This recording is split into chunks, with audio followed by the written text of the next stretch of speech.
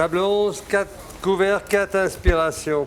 Donc 4 C3 avec un crabe, un omble et 2 cendres pour suivre 2 veaux et 2 ombles. Et en supplément 4 cocktails végétals.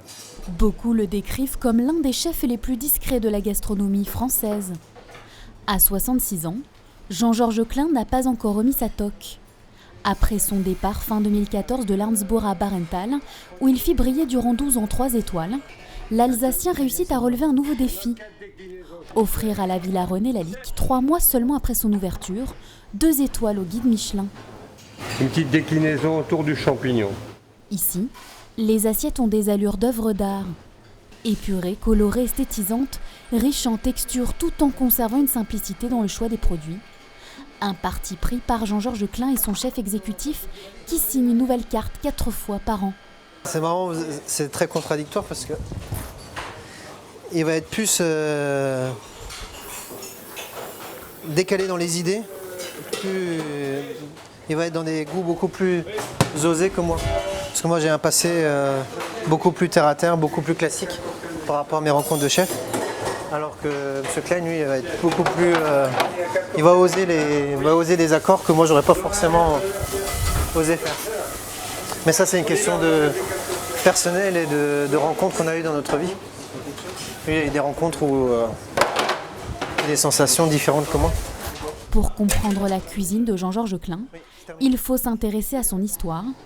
Elle est intimement liée à 2 femmes, sa mère et sa grand-mère, qui tenaient un restaurant familial dont il reprit les rênes fin des années 80, après avoir passé 20 ans en salle. Mon berceau est tombé dans ce qu'on appelle un bistrot.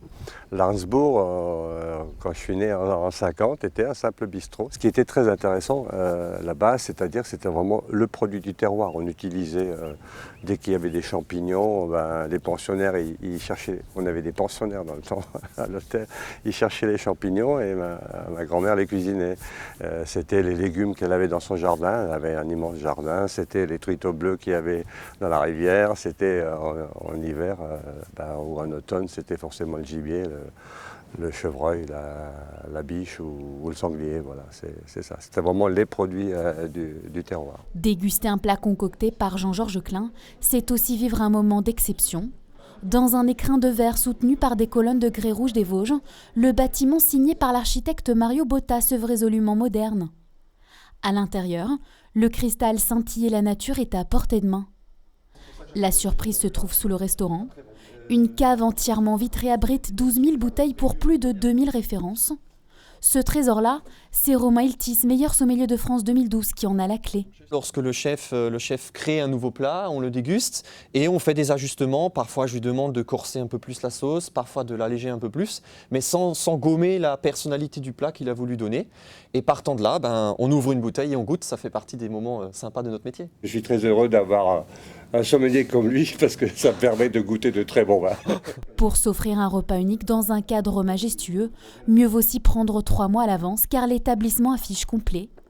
En plus de s'être entouré de ses anciens collaborateurs, le chef compte également de fidèles clients.